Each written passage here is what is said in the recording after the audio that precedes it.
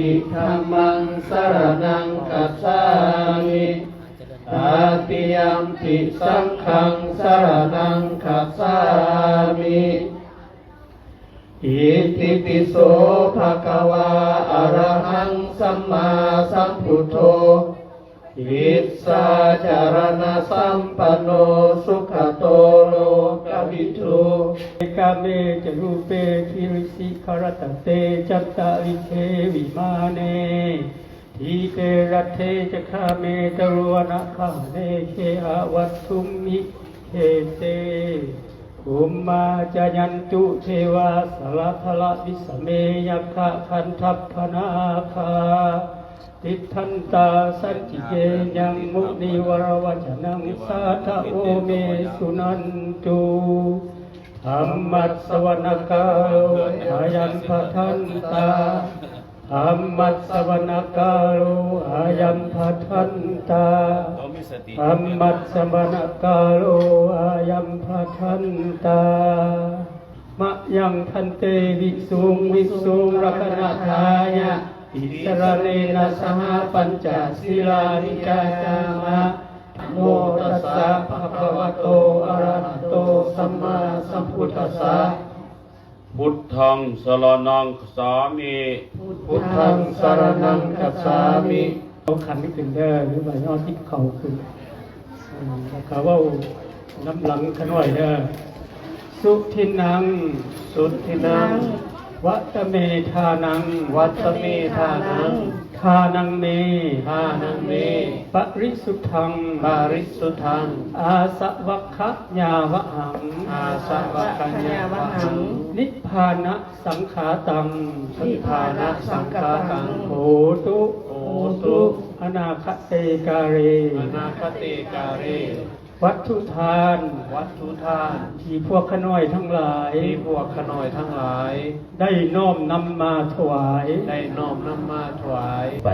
เพื่อเป็นสิริมงคลเนาะในงานตอนรับปีใหม่ส่งท้ายปีเก่าต่อไปจะเริ่มพรทางโยมแม่ประธาน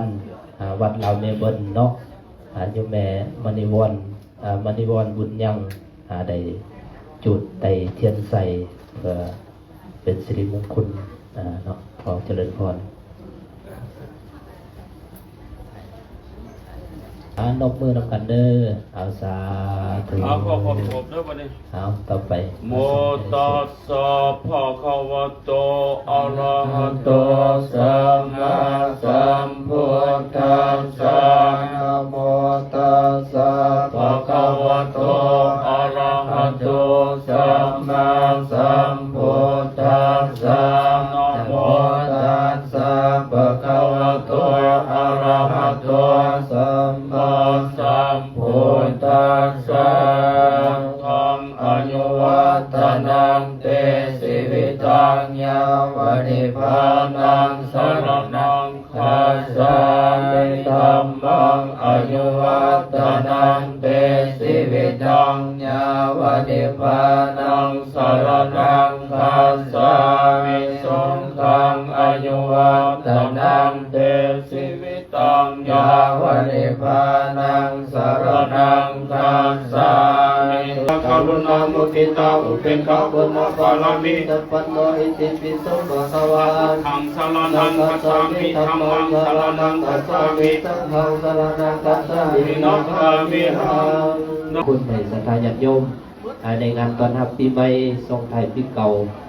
ปีพ.ศ. 2568ปีนี้ก็เป็นปีมะโรงเดิมไม่ออกเด้อมันปีเนาะเริ่มแต่นี้ต่อไปมื้อแท้ก็เป็นเอาพระมื้ออื่นเนาะวันที่14 15 16เนาะแต่ว่าเรา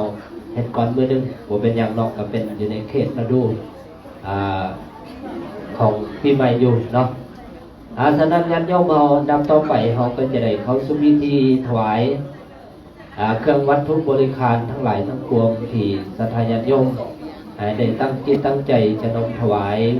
แก่พระภิกษุสงฆ์ในเพื่อต้อนรับศพรับใส่เนาะในสงท้ายปีเก่าต้อนรับปีใหม่นี้ปีใหม่เฮาเนาะตามประเพณีเฮากันเวลาเนาะเริ่มแต่มีนางสังฆารเนาะต่อมาก็มีตั้งโต๊ะประทับทรายกิจกรรมนั่นแหละเนาะ ทางทุก12ราศีแล้วก็มีวัตถุปัจจัยอยู่ในหันเนาะเพื่อของตนญาติโยมได้ไปปักต้องประทับสายน้ำกันเนาะ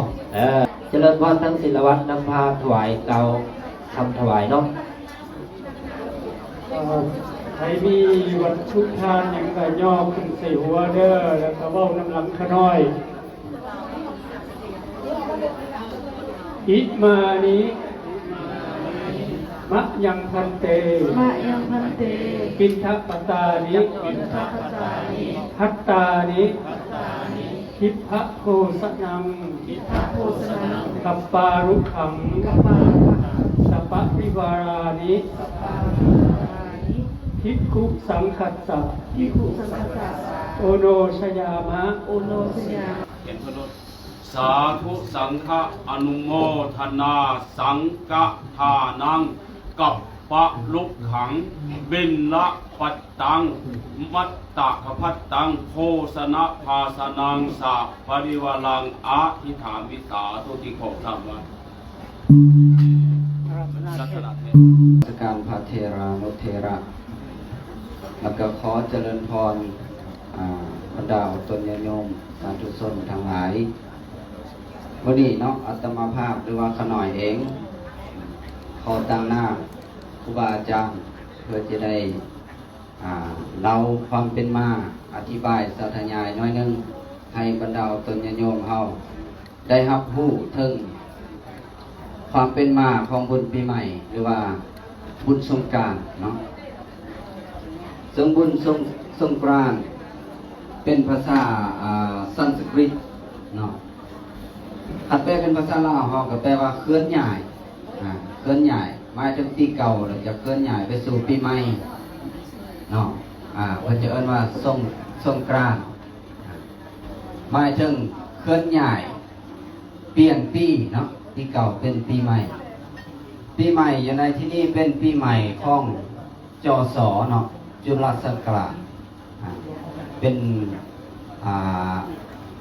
จศ1387ปีนี้เนาะเข้าสู่ปีใหม่แต่ว่าส่วนพศพุทธศักราชหมายถึงเดือน6เนาะเดือน6เพ็งพระพุทธเจ้าปรินิพพานเปลี่ยนส่วนเปลี่ยนปีใหม่ในช่วงปีใหม่ลาวนี่เป็นเปลี่ยนจศเนาะจศปีใหม่ฉะนั้นแล้วอันนี้ก็เป็นวันหนึ่งที่บุญเพิ่นว่าอยู่ในฮีต12เนาะฮีต12มันจะมี12เรื่องนั้นแต่ละเรื่องจะมีบุญอยู่แต่ว่าลาวเฮาก็ถือว่านับค่ำก็เลยเป็นเดือน5เนาะบุญสงกรานต์ก็เลยเป็นบุญประจำเดือน5แต่ยังเป็นเมษาอยู่แต่ว่าบุญที่เฮานับเดือนว่า1ค่ำ2ค่ำจะเป็นเดือน5แล้วฉะนั้นธรรมะในมื้อนี้เนาะอาจารย์กสิบางหัวข้อว่าพระพุทธเจ้าว่าปะมาโทมัจจุโนภาทังความประมาทเป็นหนทางแห่งความตายพระพุทธเจ้าเพิ่นได้สอนมาตั้งแต่เพิ่นตรัสรู้เพิ่นก็เตือนบรรดาสาวกของเพิ่นหรือว่ามนุษย์ทั้งหลายเตือนเรื่อยๆว่าเฮาจงอย่าประมาทในการใช้ชีวิตก็คือดังเฮาที่เห็นก็ปิ้นเฮาก็ได้เฮ็ดนางสังขารเนาะเอาว่าสังขารนี่หมายถึงสรรพสิ่งทั้งปวงมันจะเปลี่ยนไปเรื่อยๆเปลี่ยนจากปีนี้ไปปีใหม่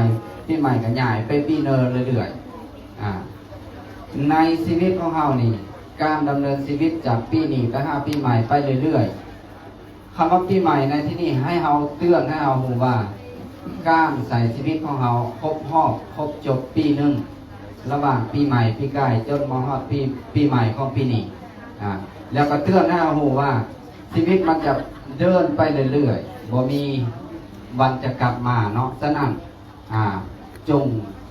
อย่าประมาทในชีวิตเนาะการบ่ประมาทในชีวิตเนี่ยพระพุทธเจ้าให้เฮาอยู่ในสติการเว้าก็ให้มีสติแล้วก็การประพฤติปฏิบัติทุกอย่างก็ให้มีสติถ้าเรามีสติแล้วจะบ่ประมาทเนาะถ้าเราประมาทปุ๊บพุทธเจ้าว่า ความประมาทเป็นหนทางแห่งความตายบ่แม่นประมาทปุ๊บมันสิตายเลยบ่ให้ใจบ่แม่นจังซั่นเนาะมันจะตายจากบุญกุศลตายจากคุณงามความดีเพื่อถ้าประมาทนักไปกว่านั้นก็จะตายจากชีวิตทางกายของเราในที่สุดเนาะ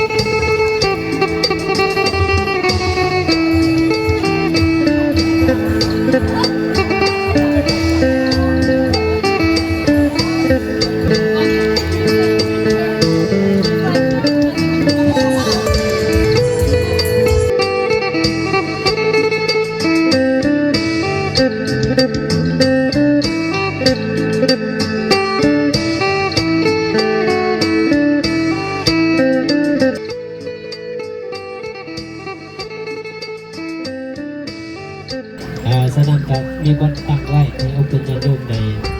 มาปักประทัดมาปักเจดีย์สายเนาะหลังจากเข้าปักประทัดสายแล้วเนาะให้นั่งสังขารทั้ง7นี่ก็ไปทางนาซิมเนาะทางทรงแดนละกาเขาก็จะได้พบทรงพระเนาะ